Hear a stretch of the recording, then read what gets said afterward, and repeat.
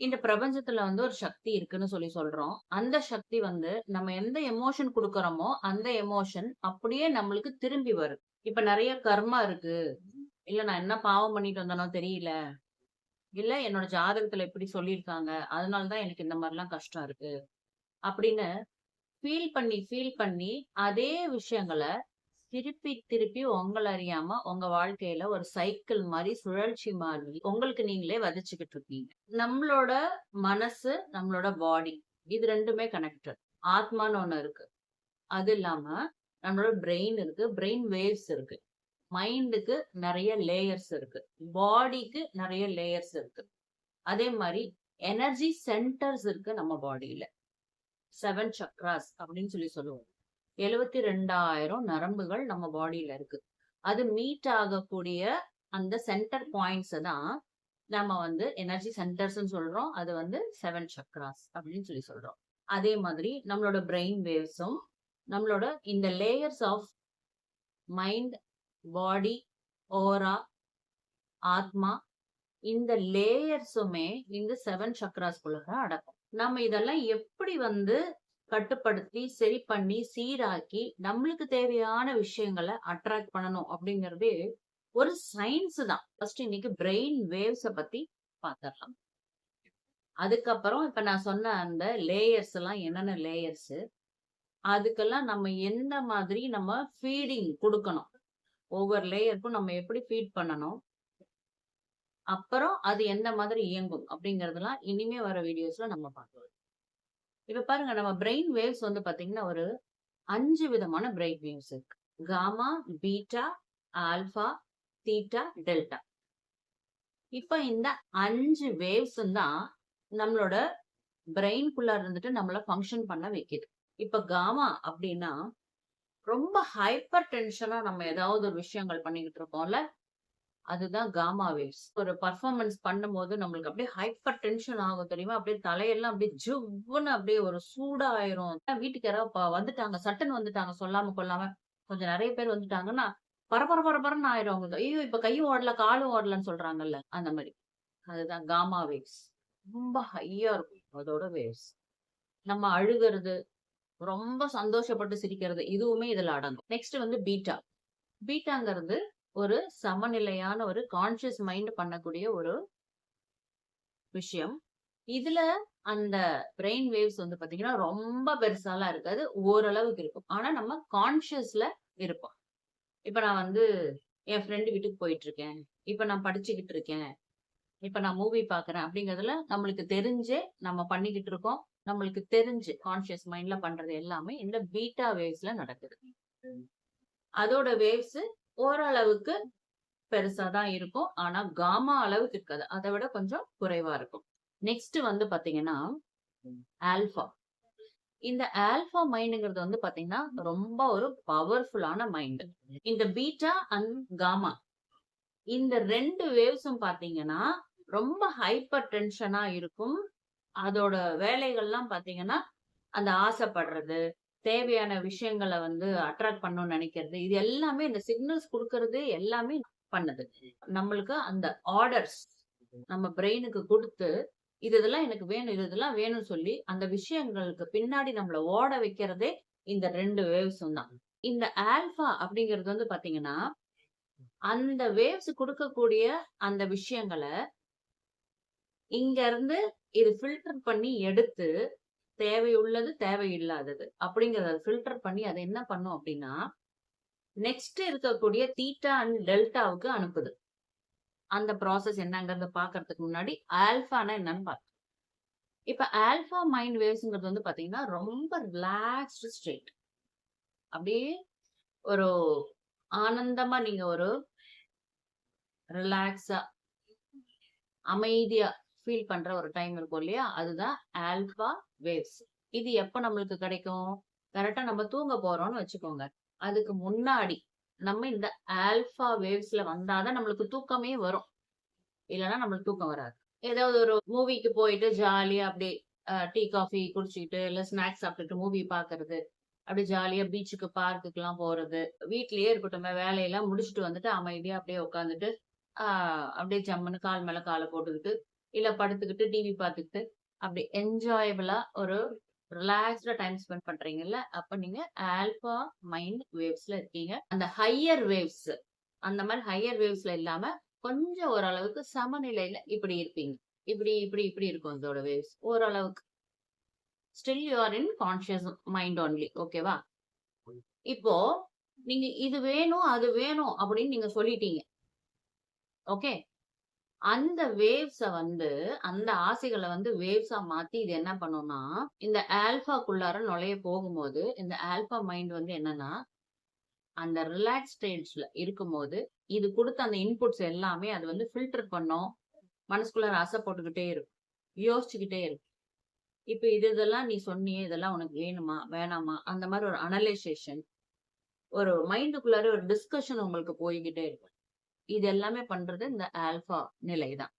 இப்ப இது வந்து இந்த விஷயம் வேணும் வேணாங்கிறதும் அதுதான் சூஸ் பண்ணும். இங்க இருந்து அடுத்த நிலைக்கு எடுத்துட்டு போறதும் அதுதான் எடுத்துட்டு போகும். சோ நீங்க இந்த ஆல்ஃபால பாஸ் ஆனாதான் உங்களுக்கு தேவையான விஷயமே கிடைக்கும்.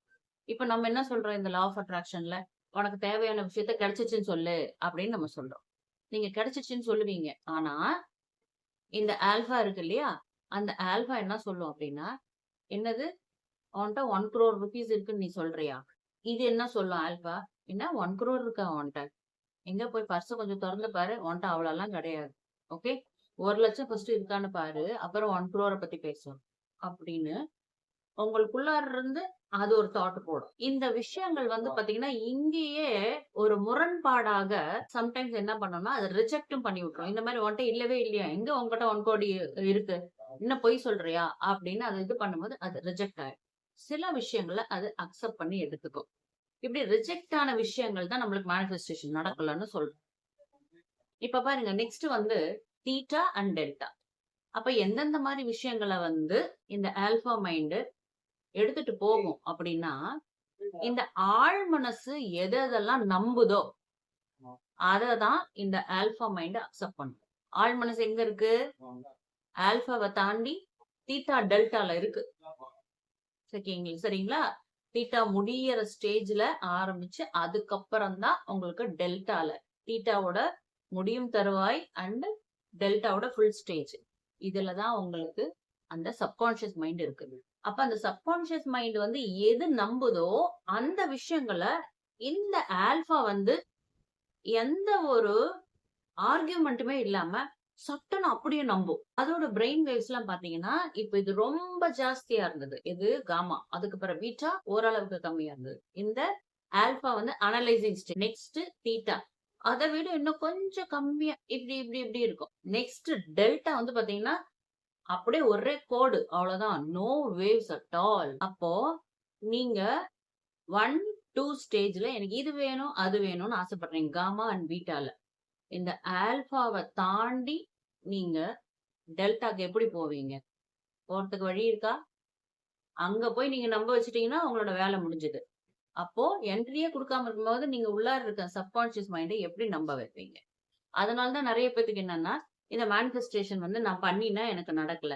ஏன் நடக்கல அப்டின்னா, நீங்க பண்றது வந்து இந்த காமா அண்ட் பீட்டாவோட பிரெயின் வேவ்ஸ்ல பண்றீங்க. தட் இஸ் கான்ஷியஸ் மைண்டோட பிரெயின் வேவ்ஸ். கான்ஷியஸ் மைண்ட்ல சொல்லக்கூடிய எந்த விஷயங்களும் பிரபஞ்சத்துக்கு வந்து அவ்ளோ ஈஸியா போய் சேராது. அப்படியே போய் சேர்ந்தாலும், அது மேனிஃபெஸ்டேஷன் வந்து அவ்ளோ ஈஸியா நடக்காது. எப்போ இந்த சப்கான்ஷியஸ் மைண்ட்ல பிரைன் வேவ்ஸ்ல இருந்து இந்த பிரபஞ்சத்துக்கு அந்த வேவ்ஸ் போய் ரிசீவ் ஆகுதோ, அதுதான் மேனிஃபெஸ்ட் ஆகும். அந்த சப்கான்ஷியஸ் மைண்டோட ப்ராசஸ்ல நம்ம போகணும்னா, நாம வந்து இந்த ஆல்பா மைண்ட் பயிற்சியும் பண்ணணும் மெடிடேஷன்ல. அதே மாரி இந்த தீட்டா அண்ட் டெல்டாவை ரீச் பண்ணக்கூடிய பயிற்சிகளையும் நம்ம மெடிடேஷன்ல பண்ணும்போது ரீச் ஆகும்போது அந்த டெல்டா ஸ்டேஜுக்கு நம்மளால போய் ரீச் ஆக முடியும். சரிங்க எனக்கு மெடிடேஷனே தெரியல அப்படின்னா நம்ம இதுக்கெல்லாம் ரீச் ஆகவே முடியாதா அப்படின்னா நம்ம டெய்லியுமே தூங்கும் போது இந்த ஸ்டேஜஸ்க்குலாம் ரீச் ஆகிக்கிட்டு தான் இருக்கும். நம்ம டெய்லி தூங்கும் போதும் இந்த 5 ஸ்டேஜ் நம்மளோட பாடியில நடக்குது. எனக்கு மெடிடேஷன்லாம் தெரியாதுங்க அப்படின்னா, இப்ப தூங்க போறதுக்கு முன்னாடி ஏதாவது வந்து எழுதிட்டு படுக்கலாம். இல்ல சொல்லிட்டு படுக்கலாம் நைட்டு. அந்த நேரத்திலயும் உங்களுக்கு இந்த ஒரு வேவ்ஸ் வந்து வொர்க் அவுட் ஆகும். அதே மாரி தூங்கி எழுந்த உடனேவும் நீங்க வந்து மறுபடியும் ஆல்ஃபாக்கு தான் வரப்போறீங்க. ஸோ ஆல்ஃபா தான் உங்களுக்கு entry and exit for the subconscious mind. Cleansing பண்ணி தான் நீங்க வந்து என்ன பண்ணணும்? உங்களோட சப்கான்ஷியஸ் மைண்ட ரீவயர் பண்ண முடியும். ஒரு பிளாக் போர்டு இருக்கு. அந்த பிளாக் போர்ட ஃபுல்லா அழிச்சுட்டு தானே நீங்க புதுசா ஏதாவது எழுதுனா, அது வந்து பளிச்சுன்னு தெரியும். ஆல்ரெடி கசகசன்னு எழுதியிருக்கு. அதுலயே நீங்க வந்து ஒரு பெரிய ஒரு கணக்கு நீங்க போடுறீங்கன்னு வச்சுக்கோங்களேன். கிளியரா தெரியுமா? தெரியாது. அப்போ உள்ளுக்குள்ளார இருக்க நம்மளுக்குள்ளார சப்கான்ஷியஸ்ல ஆல்ரெடி சின்ன வயசுல இருந்து என்னென்ன பதிவேடுகள் இருக்கோ, அந்த நெகட்டிவோ, பாசிட்டிவோ, அந்த நெகட்டிவ் பூரா அழிச்சுட்டு, அதுக்கப்புறம் நீங்க புதுசா ரீவயர் பண்ணி, இந்த மாரி விஷயங்கள உள்ளார செலுத்தும்போது அது என்ன பண்ணும்? அது போயி புதுசா ஃபீட் ஆகும். அப்போ அந்த விஷயங்கள் வந்து டக்குனு அட்ராக்ட் ஆகும். அதனால தான் நீங்க வந்து கிளாஸஸ்லாம் நீங்க இந்த மாரி லா ஆஃப் அட்ராக்ஷன் கிளாஸஸ்லாம் போனீங்க அப்டின்னா, டக்குனு ஏதோ மிராக்கிள் நடந்த மாரி இருக்கும் உங்களுக்கு. அட கடவுள் வந்து எனக்கு சட்டுன்னு நான் அ ஆசைப்பட்டதெல்லாம் டக்குனு எனக்கு மிராக்கிள் மாரி பிளெஸ்ஸிங் பண்ணிட்டாங்க அப்டின்னு. ஆக்சுவலா நடக்கிறது சயின்ஸ் தான். குடுக்குறது யுனிவர்ஸ் தான். நான் இல்லன்னு சொல்லல. ஆனா, இத்தன நாளும் இப்ப இருக்கிறதுக்கும் ஒரு டிஃபரன்ஸ் என்ன அப்டின்னா, நீங்க ஒரு புதுசா ரெஃப்ரெஷ் ஆயிருக்கீங்கன்னு அர்த்தம். ஒரு புது மனிதரா நீங்க உருவெடுத்திருக்கீங்க, பொறந்திருக்கீங்க அப்படின்னு அர்த்தம். அதனால தான் உங்களுக்கு எல்லா விஷயங்களும் புதுமையா உங்களுக்கு எல்லாமே அட்ராக்ட் ஆகுது உங்கள சுத்தி. சரியா? நம்ம கர்மாவ கூட இந்த பிரபஞ்சத்தால் நம்மளால வெல்ல முடியும். இதெல்லாம் எப்படி பண்ணணும்னு தெரியல. எனக்கு வந்து பர்சனலாவே நீங்க வந்து கிளாஸ்ல எனக்கு சொல்லிக் குடுங்க அப்டின்னா, நம்மளோட கிளாஸ்ல வந்து இது எல்லாமே பயிற்சிகளும் நெறைய இருக்கு. இந்த மாரி நெறைய விஷயங்களும் நெறைய டெக்னிக்ஸ், ட்ரிக்ஸ் எல்லாமே நம்ம சொல்லிக் குடுத்துட்டு தான் இருக்கோம். பிரபஞ்சத்தோட ஒரு இணைப்பு. அத குடுக்கறதுக்காக தான் இந்த கிளாஸ். நம்மளோட ஆசைகள் எல்லாமே நம்மளால அட்ராக்ட் பண்ணிற முடியும். பிரபஞ்சத்தோட ஒரு இணைப்பு இருந்ததுன்னா. ஸோ இந்த மாதிரி கிளாஸ் நீங்க எங்கேயுமே பார்த்திருக்கவே மாட்டீங்க. ஸோ அருமையா நெறைய பேத்துக்கு நெறைய சக்சஸ் ஸ்டோரீஸ் எப்பவுமே ஒவ்வொரு கிளாஸ்லயும் கண்டிப்பா ஒரு 3, 4 பேர் சொல்லிக்கிட்டே தான் இருக்காங்க. ஸோ இந்த பிரபஞ்சத்துக்கு கோடான கோடி நன்றி. இவ்ளோ பேத்துக்கு என்னால ஹெல்ப் பண்ண முடியுதுன்னு நெனச்சு ரொம்ப சந்தோஷப்படுறேன். அது மட்டும் இல்லாம இந்த யூடியூப் சேனல் மூலியமாவும் நெறைய பேருக்கு ஹெல்ப் ஆயிருக்கு அப்படின்னு நெனச்சு ரொம்ப சந்தோஷப்படுறேன். So meet you soon. Bye bye.